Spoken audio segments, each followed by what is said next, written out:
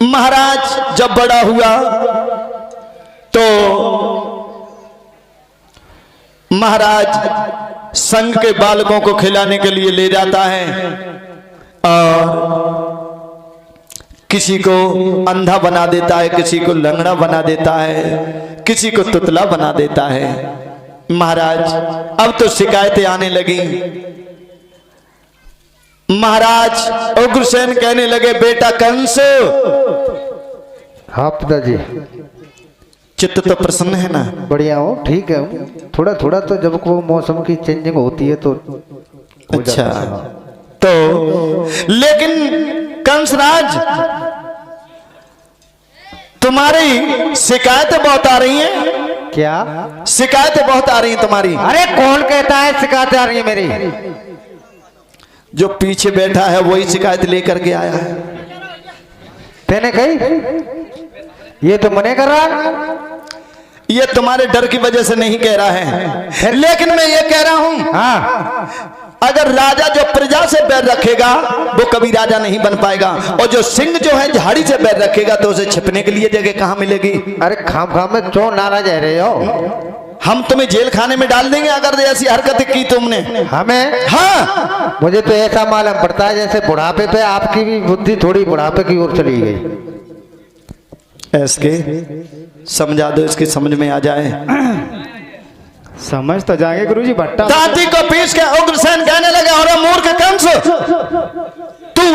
तुझे नहीं मालूम है हमारे यहाँ कितने मंत्री बैठे हुए हैं, तुझे उठाएंगे और फेंक देंगे जेल खाने में। ऐसा है? ज्यादा नहीं, अभी उठवा करके जेल खाने में बंदी बना दूंगा। मंत्री तुम मेरा कहा करोगे कि इसका करोगे? महाराज को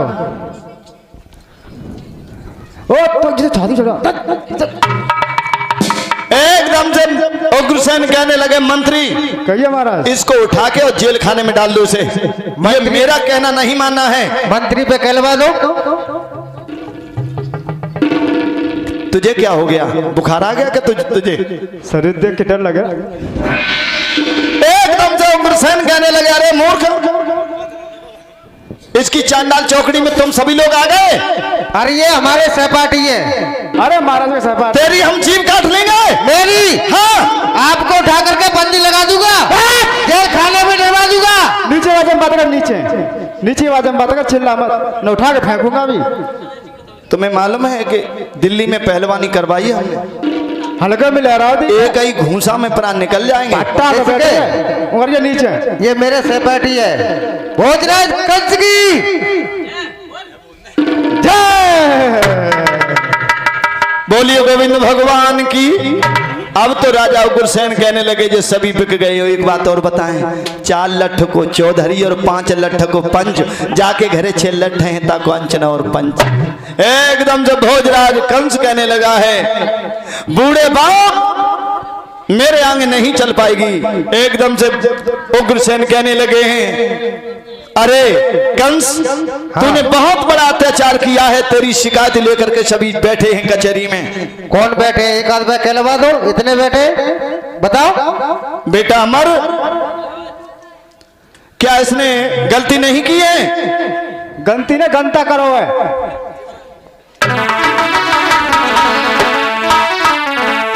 और होनी है बलपान उड़े होगी भैया सोई।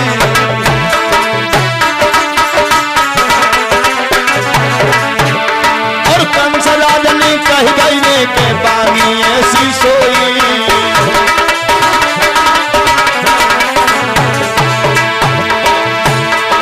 महाराज प्रीति की रीत निराली है, और दीन बंद भगवान तू ये दुनिया को माली है। ओरे सामलिया, ओरे बनवारी, तेरी तो लीला जग में न्यारी। हम तो पे जाओगे बलिहार मेरे सामलिया। आज मेरे बंधुओं, राजा उग्रसेन को पकड़ करके और जेल खाने में डाल दिया। भोजराज कंस अपनों बैठ गया है, लेकिन मेरे बंधुओं चारों तरफ अत्याचार करने लगा। चारों तरफ जहां पर मंदिर थे वहां गौकसी कराई जाने लगी है। वेदों के सफे अग्नि में थे, शास्त्रों की खोज हो रही थी। पृथ्वी दुखिया बनके ब्रह्मा के पास रो रही थी। लेकिन मेरे बंधुओं, अब तो त्राइमाम मचने लगी है। इधर एक बात और बताएं, भोजराज कंस की एक चचेरी बहन थी देवकी, जो वसुदेव के लिए ब्याही थी। वसुदेव विदा कराने के लिए आए और विदा जब भोजराज कंस देवकी की कर रहा है वसुदेव के साथ में, तो देवकी अपने भैया के गले से लग करके बहुत रोने लगी। भोजराज कंस कहने लगा, बहन बेंदोली जाओ, अगर कोई दिक्कत हो परेशानी हो तो भैया को तुम याद कर लेना। और क्या बोला है, जा मेरी बहन तू रहे सुखानी, जा मेरी बहन तू रहे सुखानी,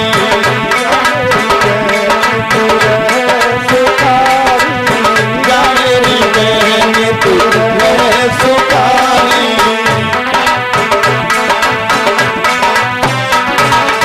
हाँ, ताली बजाओ, देवकी की विदा कर रहा है कंसराज। जा मेरी बहन तू रहे सुखारी, सुन ले बात हमारी रामा।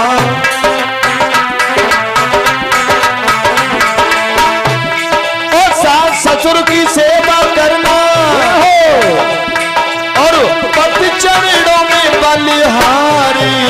बहन तू रहे सुखारी, जा मेरी बहन तू,